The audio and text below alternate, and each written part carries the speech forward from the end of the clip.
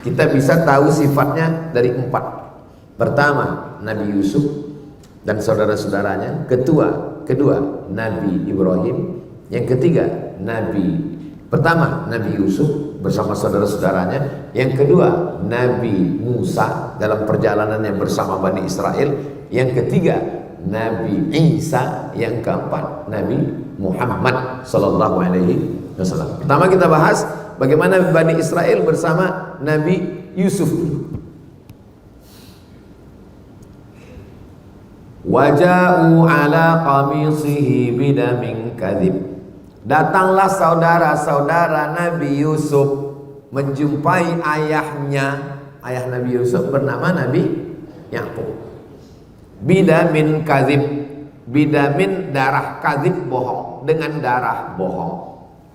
Datang saudaranya membawa baju Nabi Yusuf dengan darah bohong. Diambil mereka baju Nabi Yusuf, diambilnya darah kambing. Habis itu dibilangnya ke ayah, ya adik udah dimakan serigala. Jadi apalah, ini contoh kejahatan Bani Israel.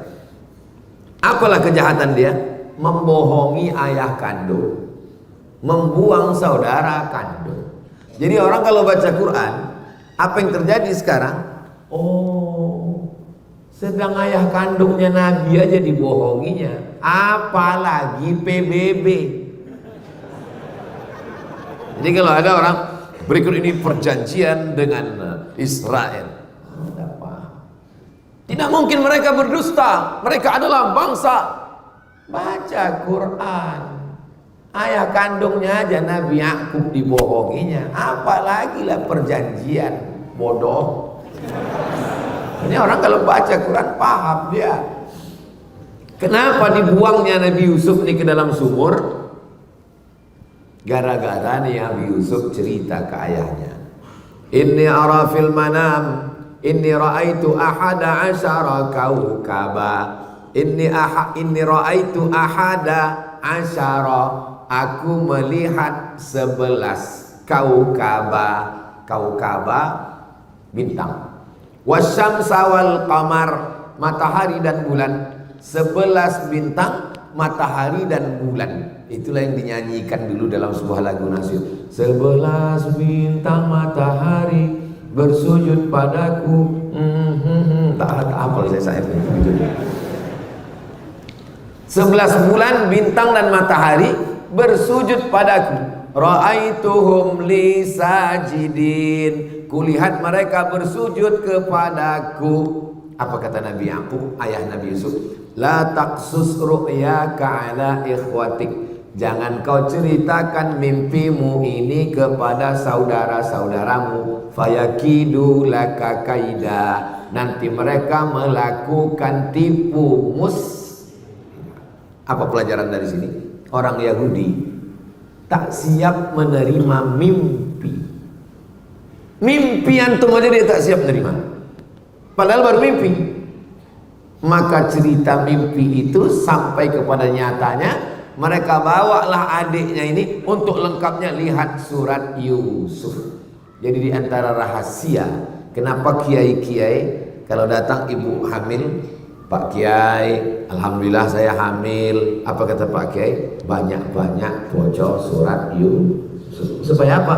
Supaya tahu bagaimana kejahatan Yahudi.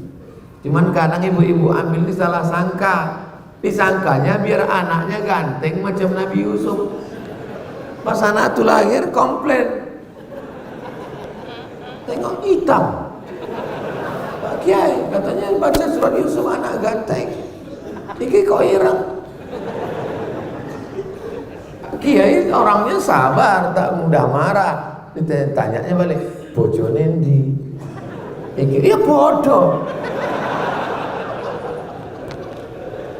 Jadi mereka dulu punya firasat yang luar biasa. Bagaimana anak-anak ini supaya imannya kuat seperti Nabi Yusuf melawan saudara sendiri.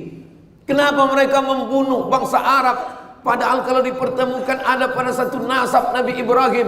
Oh, saudaranya sendiri aja, Nabi lagi digitukannya. Apalagi lah bangsa Palestina. Jadi orang kalau baca Quran, Oh, itu jangan-jangan Israel itu.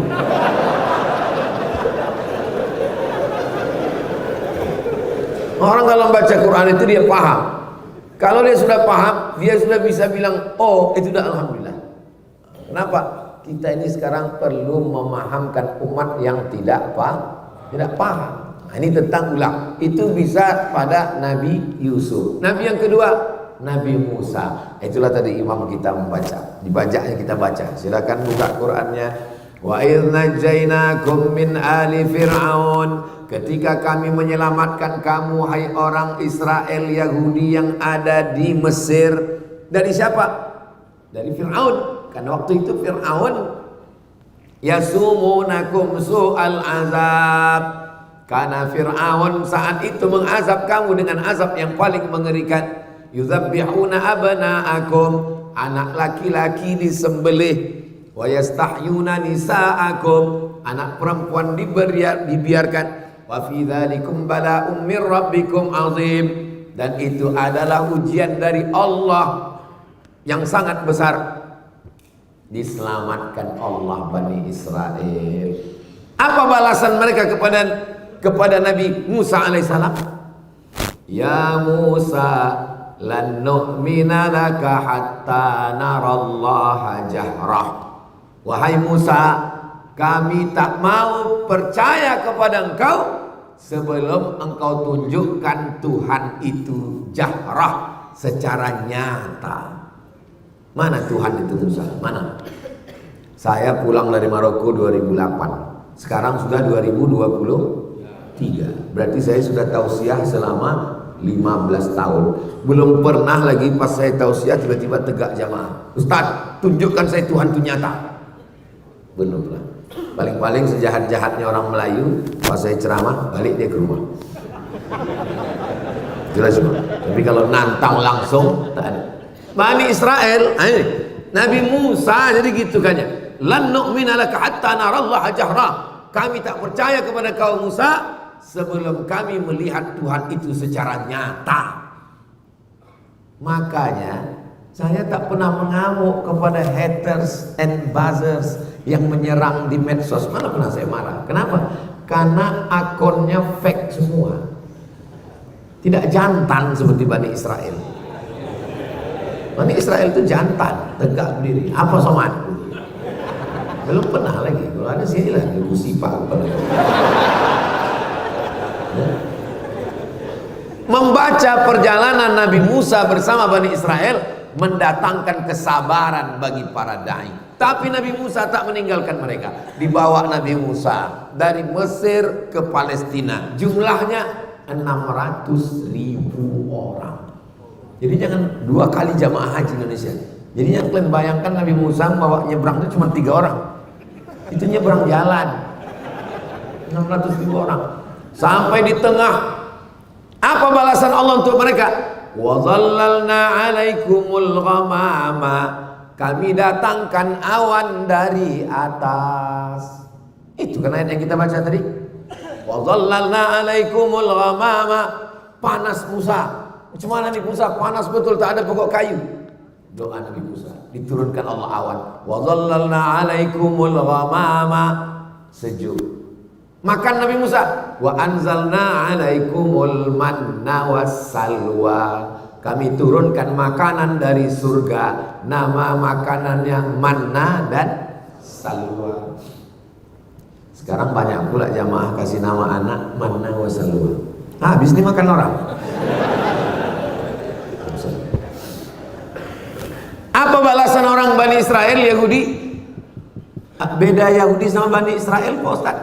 Anak cucu Israel Yakub disebut dengan Bani Israel. Anak cucu Yahuza disebut dengan Yahudi. Semua Yahudi Israel, tapi tidak semua Israel Yahudi.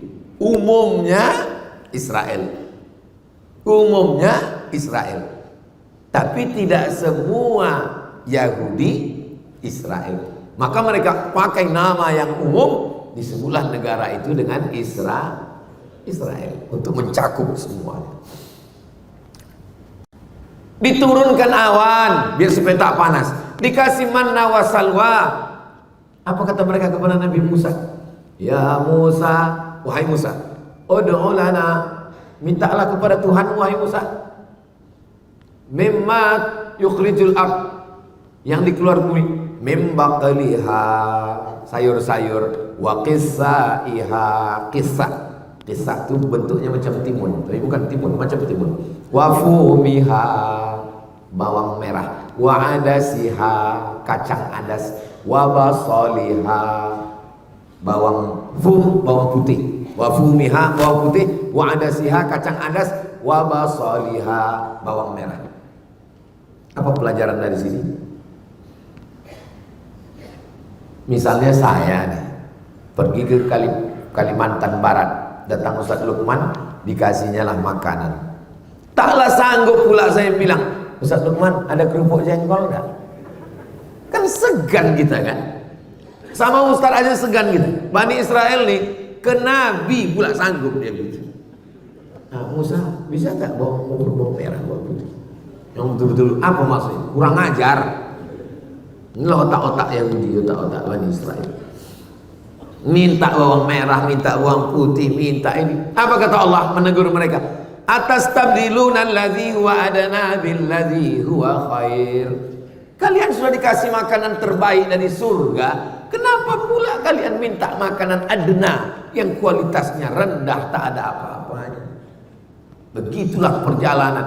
Jadi berkawan sama Yahudi ini, Nabi Musa berkawan sama Yahudi ini waktu dari Mesir ke Palestina. Kalau bahasa Melayunya, diletak di belakang menando, diletak di depan menyipak.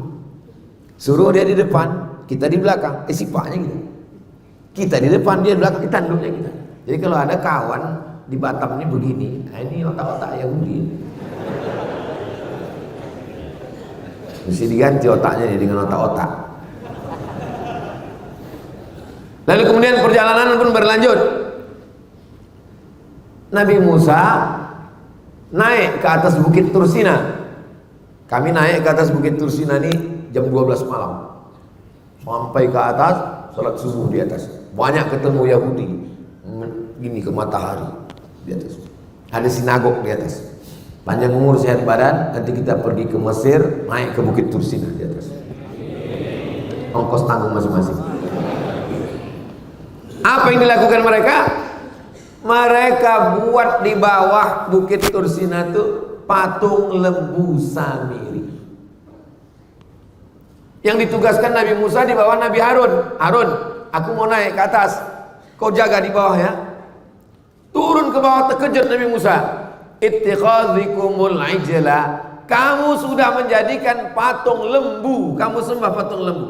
Fatubu ila barikum, bertobatlah kalian kepada Allah. Faqtulu anfusakum, bunuhlah diri kamu. Fataba alaikum, Allah menerima taubat kamu. Nabi Musa menarik jenggot Nabi Harun. Kenapa kau biarkan mereka menyembah patung anak lembu ini, wahai Harun? Apa kata Nabi Harun? Ya bena umma, wahai anak emakku. Ya bena umma, wahai anak emakku.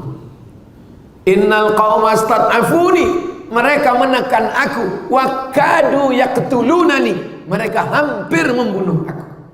Nabi Harun mau dibunuh, Nabi Musa ke atas sebentar mereka lawan, dibuatkan pula patung anak lembu. Kalau bahasa kitanya dari sifat-sifat tadi apa? Satu kata, degil. Lalu kemudian perjalanan dilanjutkan. Nabi Musa tidak meninggalkan mereka, tetap melanjutkan perjalanan. Sampai di tengah perjalanan nampak kaum paganisme, penyembah berhala. Apa kata Nabi Musa? Itu tengok penyembah berhala. Menengok penyembah berhala itu apa kata Bani Israel? Ya Musa ij'al lana ilahan kama lahum alihah. Wahai Musa, buatkan kami Tuhan sebagaimana Tuhan mereka. Yang membaca Quran, untung tak saya banting Quran, na'udzubillah, saking geramnya tengok.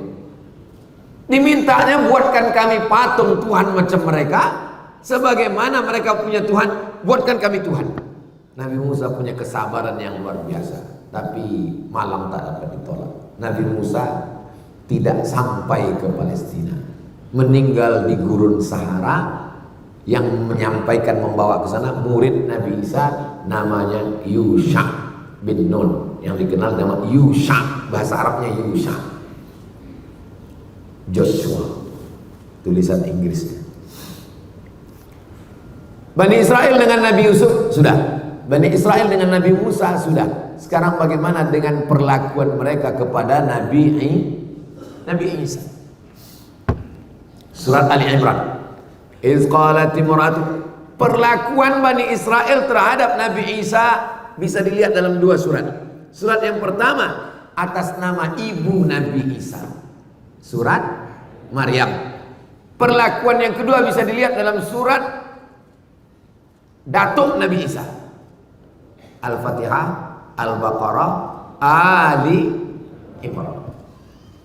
Iz qalat imra'atu Imran, ingatlah ketika istri Imran berkata, Rabbi inni nazartu laka ma fi batni, aku bernazar anak yang ada dalam perutku ini kalau lahir nanti akan aku jadikan dia muharrara. Arti muharrara, penjaga Baitul Maqdis. Ya Allah, kalau lahir anakku nanti aku jadikan dia penjaga Baitul Maqdis. Falamma wada'atha qalat rabbi inni wada'tuha unsa, ketika anak itu lahir ternyata anaknya unsa perempuan. Menjaga Baitul Maqdis mesti laki-laki, tak bisa perempuan. Wa inni samaituha Maryam, maka anak ini aku kasih nama Maryam. Wa inni u'idzuha bika wa dzurriyyataha minasyaitonir rajim, jagalah anak ini dan keturunannya dari godaan setan.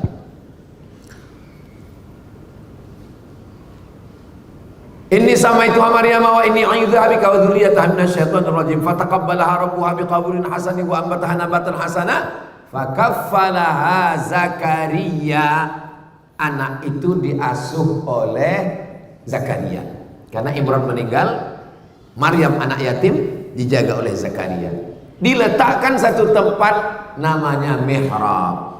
Kullama dakhala 'alaiha Zakaria al-mihrab, setiap kali Zakaria masuk ke dalam mihrab, wajada indaha rizqa, ditengoknya banyak buah-buahan, makanan. Musim dingin, musim panas ada makanan khusus. Nabi Zakaria heran, ya Maryamu anna laki hadza, wahai Maryam, dari mana kau dapat makanan ini? Qalat, Maryam berkata, innallaha yarzuqu man yasha'u bighairi hisab. Allah kalau sudah mau memberi rezeki, tak ada yang bisa menduga-duganya. Ini datang dari Allah. Allah sudah mengkhususkan Maryam dari sejak dalam kandungan ibunya. Lalu kemudian Allah kirim malaikat Jibril. Arsalna ilaiha ruhana, kami kirimkan malaikat Jibril kepada Maryam. Fatamatsala laha basharan sawiyya, dia dalam bentuk basharan, manusia, sawiyya, yang sempurna, ganteng. Macam mana anak muda yang di Batam ini. Begitu cara menguji orangnya biar tahan dia dengan ceramah lama walaupun belum sarapan. Dalam bentuk anak muda yang ganteng. Menengok anak muda yang ganteng, apa kata Maryam? Inni a'udzu birrahmani in kunta taqiyya. Aku minta perlindungan kepada Allah, in kunta taqiyya, kalau kau takut kepada Allah, wahai anak muda ganteng, janganlah kau dekati aku. Lalu apa kata malaikat Jibril? Inni rasulu rabbiki li ahabalaki ghulaman zakiyya. Aku diutus Allah untuk mengirimkan kepada engkau seorang anak laki-laki zakiyya, anak laki-laki yang suci. Nama anak bapak siapa? Zaki. Masya Allah. Kenapa malas mandi?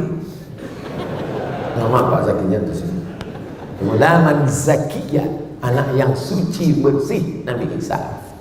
Lalu kemudian dia pun hamil, mengandung anak. Ketika hamil, datanglah fitnah orang Yahudi. Apa kata orang Yahudi? Maryam sudah berzina dengan si Joseph tukang kayu. Orang Yahudi menuduh Maryam berzina berarti Nabi Isa anak zina. Siapa yang membersihkan tuduhan itu dalam sejarah? Islam.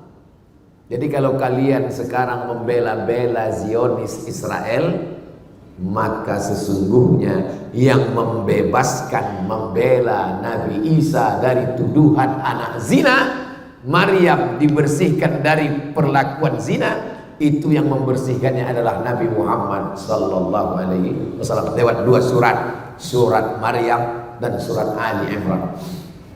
Seandainya Quran itu buatan Nabi Muhammad, pasti dibuatnya surat Fatimah, surat Aminah, surat Khadijah, surat Aisyah, surat Abdul Muttalib. Tak ada nama surat datuknya, tak ada nama surat ibunya. Yang ada nama surat ibunya Nabi Isa dan datuknya Nabi Isa. Itu menunjukkan kedatangan dia adalah utusan Allah untuk membersihkan tuduhan-tuduhan. Apa kata Yahudi menuduh Maryam? Maka abuki mara'a sau'in, ayahmu bukan penjahat. Wa makanat ummuki baghiya, ibumu bukan baghiya WTS. Maryam, kenapa kau bisa hamil tak punya suami? Ayahmu bukan preman tengik penjahat, ibumu bukan WTS. Kenapa kau bisa hamil tanpa suami? Nah, Maryam diam. Wa asyarat ilaih, dia hanya menunjuk bayinya Isa yang baru lahir, ditunjuknya gitu. Ini bukti kalau Yahudi ngomong ngejek kita, maka jawabannya adalah di fa asyarat ilaih, dia hanya menunjuk anaknya. Makin marahlah Yahudi tadi. Apa kata mereka? Kaifa nukallimu man kana fil mahdi sabiyya. Bagaimana kami mau bicara dengan anak bayi yang belum bisa bicara, wahai Maryam? Maryam diam. Akhirnya mereka pun kembali meninggalkan Maryam dalam keadaan baru saja melahirkan anak. Bagaimana cara Allah menyelamatkan Maryam dan anaknya? Wa huzzi ilaiki bi jiz'in nakhlati. Wahai Maryam, goncangkan pundakmu ke pangkal pokok kurma, tusaqit alaiki rutaban janiyya, akan gugur buah kurma. Itulah maka anak kecil yang baru lahir dikasih kurma. Ustaz Somad, ini ada kurma, tolong kunyahkan anak saya, namanya Tahnik. Saya kunyah. Mana anaknya? Tengok, udah taman SD.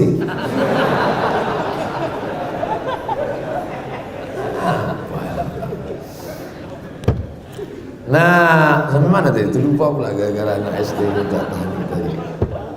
Begitulah perlakuan mereka. Nabi Isa ini berdakwah Nabi Isa, jumpalah sama Yahudi. Kata Nabi Isa, dibawa Nabi Isa ikan yang udah mati.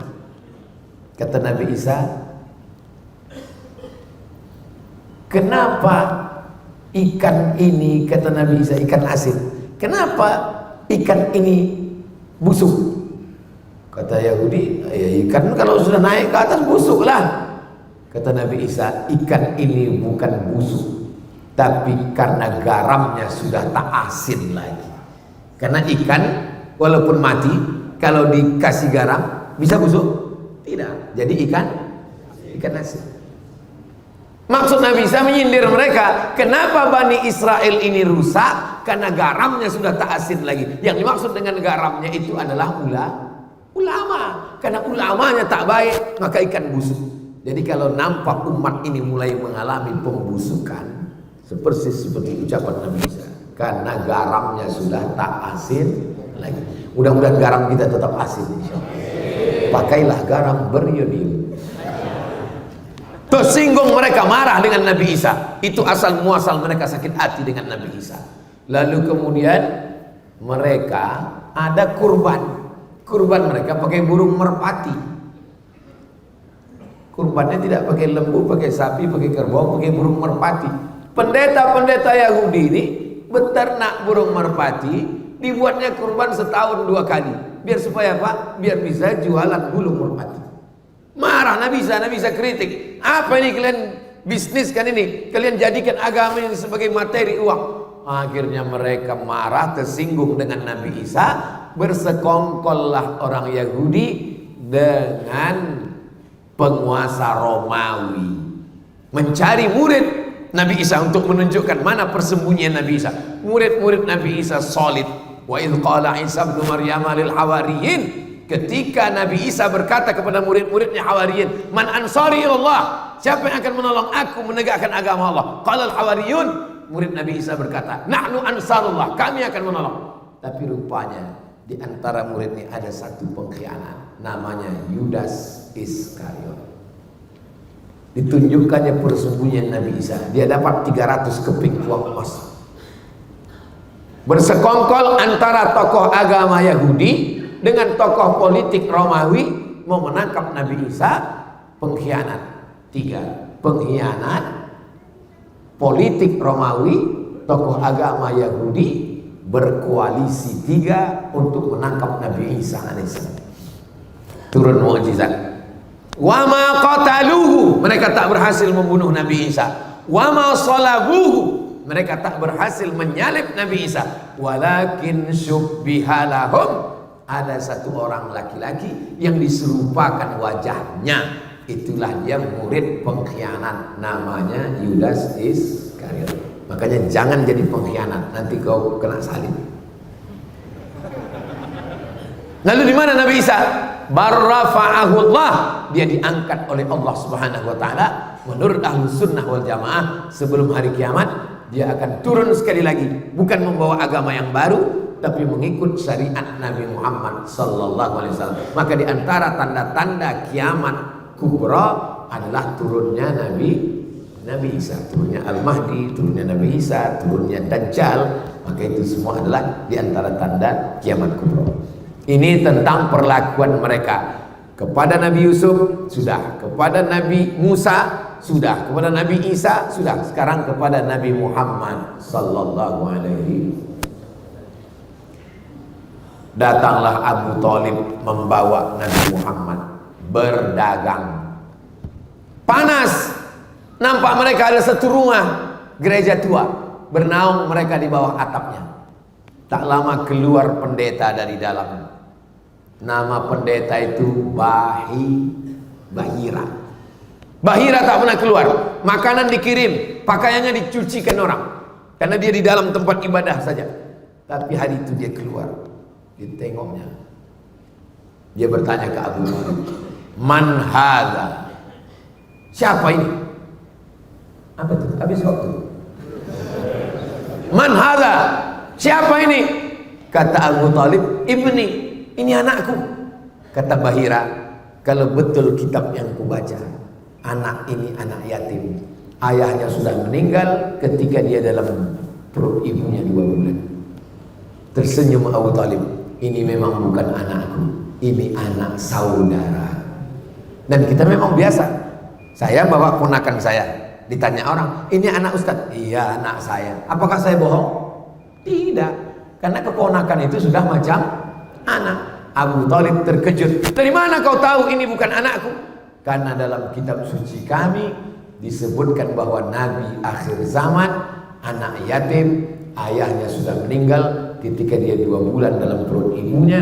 Dan ada 2 tanda lagi. Ku tengok dari tadi ada awan yang menaungi dia sehingga dia tak kepanasan, dan kulihat pokok kayu dan batu bersimpul sujud kepadanya. Jangan bawa dia ke Syam, karena di sana banyak Yahudi. Aku khawatir mereka akan membunuh dia nanti. Loh, kenapa dibunuhnya? Karena Nabi terakhir yang mereka tunggu-tunggu itu, menurut mereka dari keturunan Ishak. Ternyata ini dari keturunan jelas. Falamma ja'ahum ma'arafu kafaru bih. Ketika sudah datang Nabi yang mereka kenal, mereka justru ingkar kepadanya. Kenapa mereka ingkar padahal mereka sudah kenal? Karena mereka menyangka yang datang itu keturunan Ibrahim dari jalur Ishak. Ternyata yang datang itu dari jalur keturunan Berbahagialah orang Indonesia yang tidak pernah mensyaratkan nabinya mesti keturunan orang Melayu. Ketika Nabi datang, tak ada satupun orang Melayu mensyaratkan Nabi mesti pakai tanjak. Tak ada orang Batak yang minta supaya Nabi itu, seandainya mereka di Sumatera Utara, saya tak mau beriman kepada Nabi Muhammad karena dia orang Arab, saya mau Nabi itu pakai marga Muhammad Nasution, Muhammad Siregar. Semuanya bersyahadat asyhadu an la ilaha illallah wa asyhadu anna Muhammadan Rasulullah. Yahudi tak mau menerima, walaupun ada beberapa yang menerima di Madinah. Ada namanya Husain. Ditengoknya Nabi Muhammad bersyahadat dia. Yahudi pertama yang bersyahadat ketika Nabi sampai ke Madinah namanya Husain. Dirubah Nabi namanya Abdullah bin Salam. Ada seorang anak gadis namanya Sofia. Siapa nama anak kamu? Sofia. Sofia artinya bening. Anak kau siapa namanya? Sofia. Tengok buku.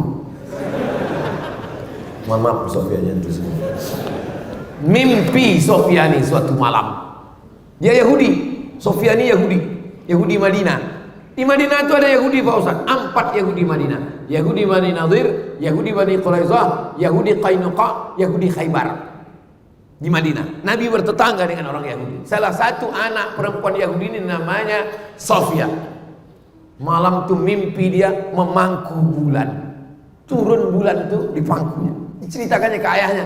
Nama ayahnya Huyai, nama atuknya Akhtab. Sofia binti Huyai bin Akhtab. Ya.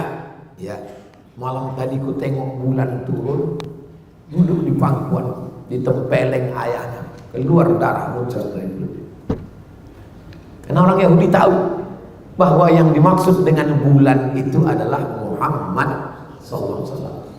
Bulan purnama Badar, itulah Nabi Muhammad. Makanya kalau Nabi datang kita sambut dengan Tala'al badru alaina. Orang Yahudi pun tahu bahwa bulan purnama itu adalah Nabi Muhammad SAW. Ditempelengnya anaknya karena dia takut anaknya ini menikah.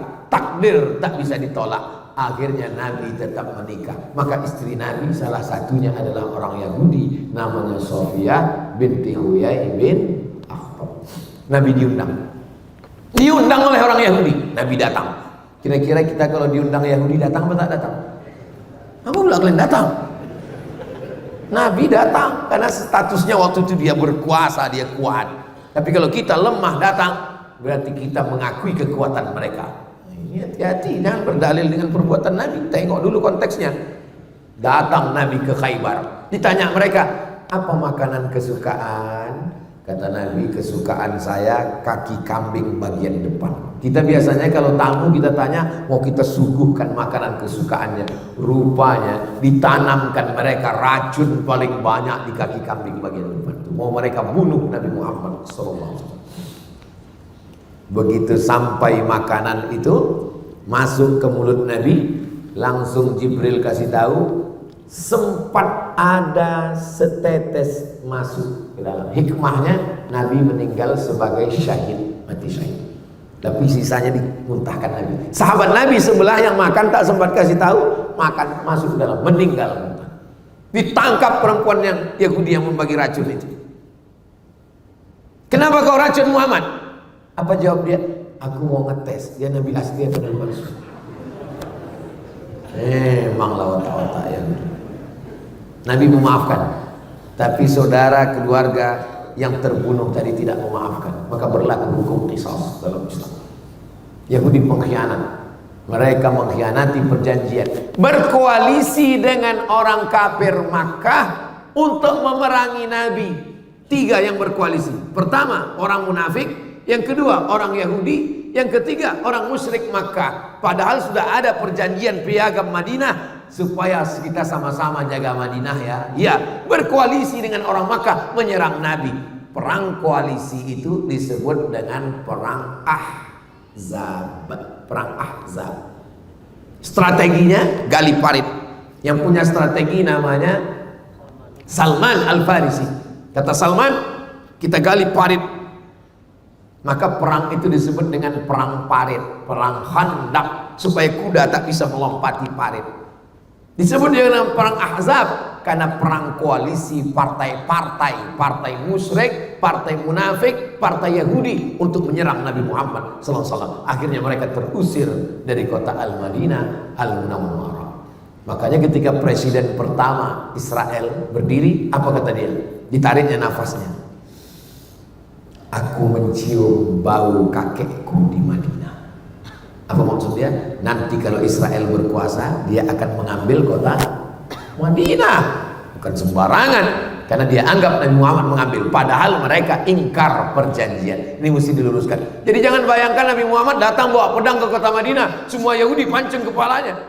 Tidak begitu. Baca sejarah baik-baik. Mereka tempat bertetangga selama 2 tahun. Setelah itu mereka melakukan pengkhianatan, akhirnya terusir dari kota Al-Madinah Al-Munawwarah. Falamma ja'ahum ma'arafu kafarubi. Ketika Nabi yang sudah mereka kenal itu datang, mereka ingkar. Dan mereka itu kalau datang Nabi tak sesuai dengan keinginan mereka, fariqan kadzabtum wa fariqan taqtulun. Sebagiannya kamu dustakan dan sebagiannya kamu bunuh. Percobaan pembunuhan mereka lakukan kepada Nabi beberapa kali. Mereka curi rambut Nabi. Rambut Nabi dicuri. Mereka simpul dalam 11 simpul tali. Mereka masukkan ke dalam sumur, mereka sihir. Karena Yahudi di antara hobinya adalah sihir. Jadi kalau ada orang di Batam nih suka sihir, berdukun-dukun, itu ada otak-otak Yahudi sih. Maka turunlah 11 ayat untuk membuka 11 simpul tali. Datang Jibril ngasih tahu, ini rambut Nabi sedang dicuri. Mereka simpul dalam 11 simpul tali, mereka masukkan ke dalam sumur. Turun 11 ayat. Qul a'udzu birabbil falaq min syarri ma khalaq wa min syarri ghasiqin idza waqab wa min syarri naffatsati fil 'uqad wa min syarri hasidin idza hasad. Qul a'udzu birabbin nas malikin nas ilahin nas min syarri waswasil khannas alladzi yuwaswisu fi sudurin nas minal jinnati. Itu 11 ayat pembuka simpul buhul-buhul tali sihir. Dibacakan, dihembuskan ke air, ditiupkan ke wajah. Oh Pak Ustadz, kemarin waktu saya bacakan 11 ayat itu malah ketawa yang disihir itu. Masa setan ngusir setan gitu. Rupanya bukan salah ayatnya, salah yang baca. Yang baca itu ulahnya cuma setan juga. Lalu kemudian bagaimana perlakuan mereka sampai akhirnya. Begitulah perlakuan Yahudi kepada Nabi Yusuf, Nabi Musa, Nabi Isa, Nabi Muhammad sallallahu alaihi wasallam. Yang punya senjata dipakainya memerangi Nabi. Yang punya sihir dipakainya menyihir Nabi. Yang punya racun dipakainya meracun Nabi. Yang punya bibir dipakainya mengejek Nabi. Kalau orang Islam jumpa Nabi, Assalamualaikum. Orang Yahudi kalau jumpa Nabi, Assalamualaikum. Mirip. Assalamualaikum. Selamat untukmu. Assalamualaikum. Matilah kau. Suka mempleset-plesetkan. Jadi siapa yang suka mempleset-plesetkan nih? Ada otak-otak Yahudi sedikit.